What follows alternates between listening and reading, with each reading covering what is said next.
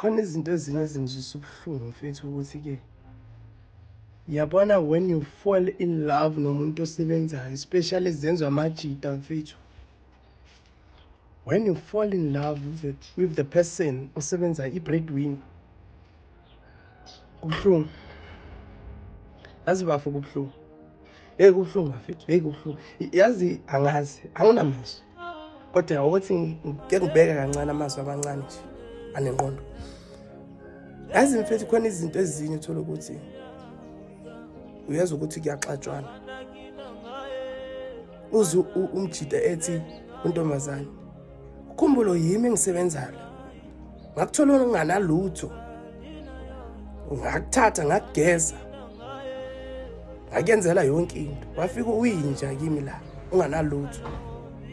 Izinto ezibulala ama-relationship lezo ngoba abanye ku-relationship sebesithike ngokuthi bayayenzelwa.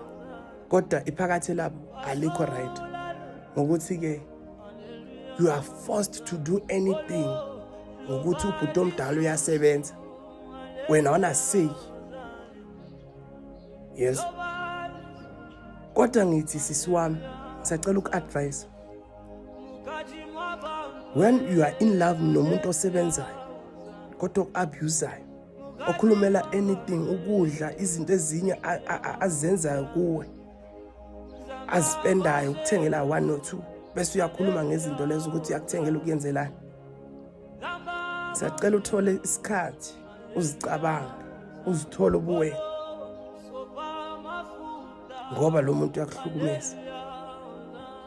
Ngoba ubona ukuthi uphila ngaye. Ngeke usasurvive ngaphandle kwakhe. Ungasurvive. Ungasurvive. There's a lot of things ungasurvive ngazo. Umuntu onjalo fanele wena umove on. Uthulele. Ungamtsheli lutho. Ungavalidate next. Ngoba yonke into ayenzayo akayenzi ngothando. Ngoba into encane nenkulu, isikhathi esincane nesikhulu uyacomplaina ngezinto akenzela zona. Meaning akazenzi ngothando. Uzenza ngenhliziyo ebuhlungu. Uyangithola?